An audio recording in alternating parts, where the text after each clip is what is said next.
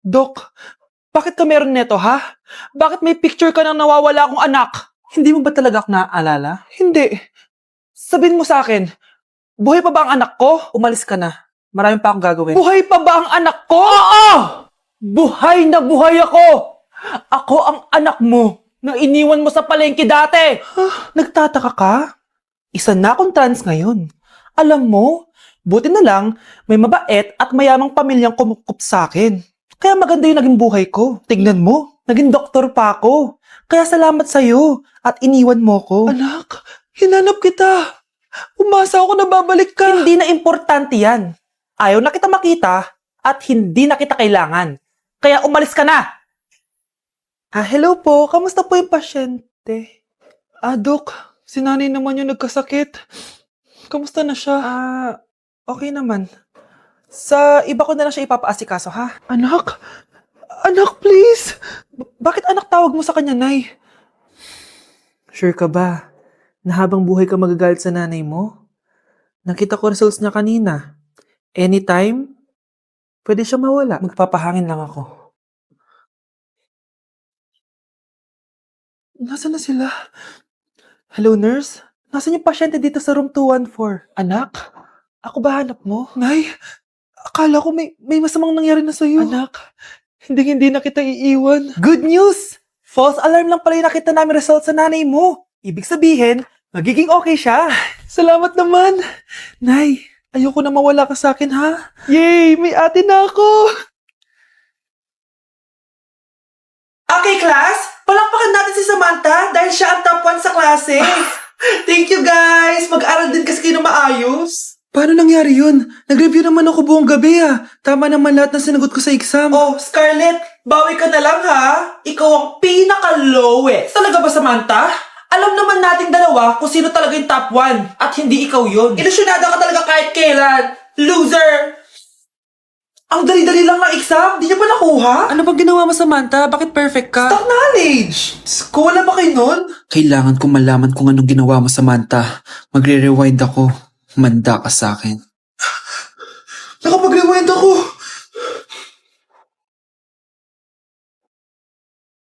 Ikaw pala ang top 1, Scarlett? Tignan ko na lang kung sino magiging top 1 after neto. Ha? Bawal yun na! Okay, class, start na tayo. Class, magle-lesson na tayo, Ma'am, bago mo ituloy yan, may kailangan ka malaman. Ano yan, Scarlett? Pinagpalit mo ni Samantha yung grades namin sa laptop niyo, ma'am. Kaya hindi dapat siya yung top 1, kundi ako. Ganyan ka na ba ka-desperada, Scarlett? Naiingit ka sa akin, no? Kasi ako yung top 1. Ako ba ang desperada, Samantha? O baka ikaw? Kitang-kita dito sa phone na ginalaw mo ang laptop ni ma'am. Ikaw pala ang top 1, Scarlett? Tignan ko na lang kung sino magiging top 1 after neto. Samantha? Bakit mo ginawa yun? Alam mo bang major offense yun, ha? Sumama ka sa akin. Ipapatawag ko mga magulang mo. Ma'am! Paano nagawa ni Scarlett yun? Alam ko walang tao nun. Paano siya nakakuha ng video? Scarlett, paano mo nagawa yun? Ha? Ang alin? Nakita kita kanina. May hawak kang relo. Tapos, bigla ka na lang nawala. Nakita mo yun, Cheska? Huwag kang maingay, ha? Dahil ang relo na to may sumpa. Ano bang meron dyan sa relo mo? Dahil galing to sa... Love, sorry, di ko sinasadya. Okay ka lang? Okay lang ako, love. Ikaw naman kasi, sinasabayan mo yung init ng ulo ko. Alam mong ayaw ko yun, nasuntok tuloy kita. Sorry. Okay lang, next time wag mo nang gagawin ha. Tara na, bihis ka na. Kakain tayo sa labas. Anong gusto mo? Kakain tayo sa labas. Sige, tara. I love you, Bebu. I love you too. A few moments later. Anak, patay pa sa ka sa mata, ha? Nay, wala to. Sinaktan ka ng jowa mo, no? Manda sa akin yun. Physical touch kasi love language niya, Nay. Parang ikaw lang. Okay lang ako, wala to, Nay. Anong ako? Hindi ako ganyan sa'yo, ha? Lu, ikaw nga kapag pinapalo mo ako, sinasabi mo mahal mo ako. Wala to, Nay. Mahal ako nun. Ganon. O sige, dahil mahal kita, dadagdagan natin yung nasa mukha mo. Death certificate? Hindi naman patay si tatay, Anak, alam kong nasa kwarto ka ng tatay mo. Si nanay. Anak! Nay, tawag niyo po ba ako? Wala. Kala ko nasa loob ka eh. Sige, Nay. Gagawin ko na po ng pagkain si tatay. Kailangan ko malaman ng totoo. Sorry, Nay. Kailangan kong gawin to sa'yo. Anay, eto na po pala yung pagkain ni tatay. Ginawan din po pala kita. Buti naman naisip mo pa ako. Thank you anak ha. Welcome, Nay. Mahal, kain na tayo. Gumana yung plano ko. Kailangan ko na humingi ng tulong. Ang galing mo din, Scarlett, no? Pero mas magaling ako. Nay, hindi ka nahimatay. Anong akala mo sa akin? Tanga? Inamoy ko yung pagkain na binigay mo sa akin.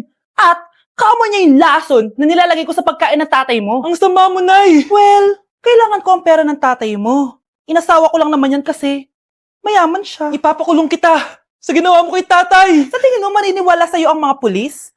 May CCTV tayo sa bahay. Kitang-kita dyan na ikaw ang gumagawa ng pagkain ng tatay mo. Kanina pa nasa kulang mga pulis. At naririnig nila lahat ng sinasabi mo. Mga pulis? Nasaan na siya? Nakakatakot! Matalino ako, Scarlett. Alam kong gagawin mo yan. Binayaran ko ang mga pulis para din nila kulihin. Pera-pera lang. Walang iya ka talaga, Nay. Mama ka na sa akin. Itali nyo na yan. At siguraduhin nyong hindi makakatakas yan. Ano? Itatali? Hindi! Shh, Scarlett. Tatakas kita, ha? Alam ko lahat ng baho ng nanay mo. Tita? Scarlett? May kausap ka ba? Nandiyan na si nanay. Bilisan mo. Paparating na siya. Bibilisan ko na. Nay, sorry. Napagastos ka pa tuloy sa pagpapa-hospital sa akin. Ano ka ba, anak? Nawala na nga sa akin yung kuya mo, di ba? Ayoko namang mawala ka din sa akin. Hello po, good morning. Dok, ano po balita? Makakalabas na po ba si Scarlett bukas? Ma'am, may good news po ako. Pwede na po lumabas si Scarlett bukas. Salamat sa Diyos! Hindi na ako magiging pabayang ina. Ayoko na maulit yung nangyari sa kuya mo. Nay, ano pala nangyari kay kuya? Hindi mo pa nakakwento sa akin yun. Ha? Bata pa yung kuya mo, anak, nung nawala ko siya sa palengke. Mare, magkano tong sitaw? 50 na lang sa'yo, Mare. Ang mahal naman, Mare. Pwedeng 20 na lang to. Mga laruan ba yun? Ang ganda nun na. O siya, sige na, kumare naman kita eh. Ayun yung gusto ko sa'yo eh. Tara na, anak. Anak, anong lugar na to?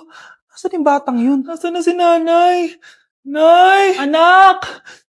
Ate, may nakita po kayong bata dito? Ay, wala po akong nakita eh. Nasaan na ba yun? Anak! Simula noon, hindi ko na nakita yung kuya mo, Scarlett. Hanggang sa may pumuntang pulis sa bahay natin. Ang sabi nila, patay na daw siya. Grabe naman yung nangyari kay Kuya Nay. Ang lungkot naman po pala nung nangyari sa kuya ni Scarlett. Sige na po, ma'am. Kailangan ko pa po bisitahin yung mga ibang pasyente. Sige po, Dok. Salamat po. Anak, ang importante, makakauwi ka na bukas. Opo, Nay. Makakapag-thirst trap na ako ulit.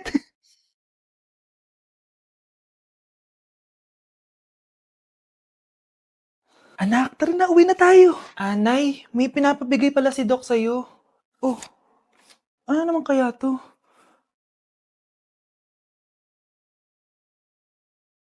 Paano nangyari yun? Bakit di sumasagot jowa ko?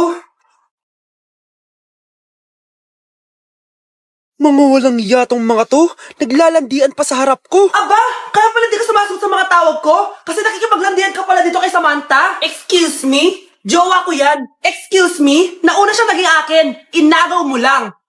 At ikaw, break na tayo! Nababaliw na ata yun.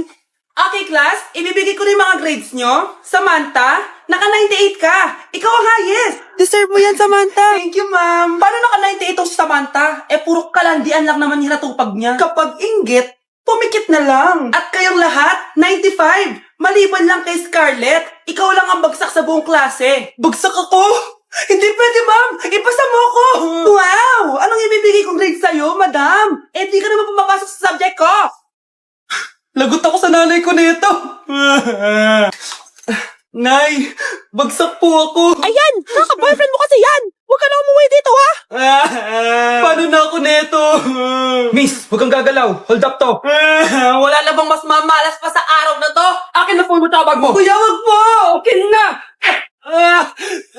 Ayoko na! Ayoko! O anak, anyari sa'yo? Anay, masamang panaginip lang. Ayan, hindi ka kasi nag-i-skincare bago matulog. Ganun pala yun, Nay. Oo, anak. Try mo tong overnight serum ng Garnier. May 10% pure vitamins ito so that you can #power through the night. Kaya goodbye na sa mga nightmares. Sige, Nay. Tatry ko.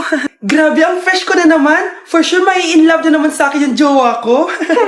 Oo, glowing ka nga, anak. Pero huwag ka ilusyonada kasi wala ka naman jowa. Grabe. Grabe ka, Nay.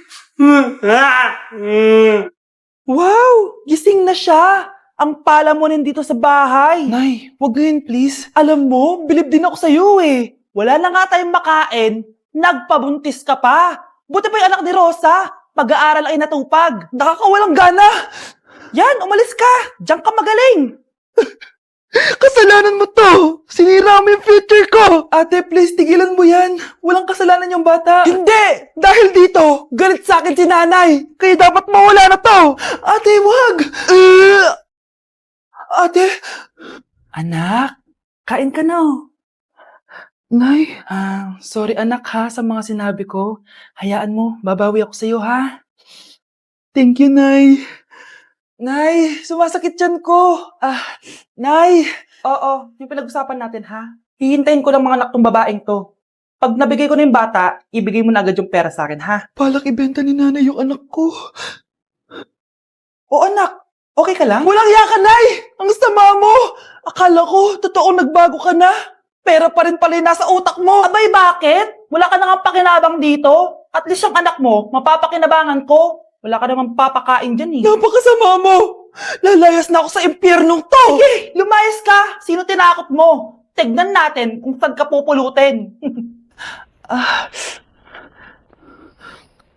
Hello, Bes. Hello, Bes. Kilala mo ba si Edward? Oo, Bes.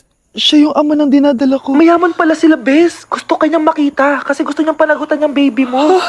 Talaga? Oo, Bes. Ito na yun, Bes. Bes, hindi mo na kailangan magtiis na nanay mo. Hindi pwedeng anak ko lang ang makikinabang sa yaman ng lalaking yun. Dapat ako din.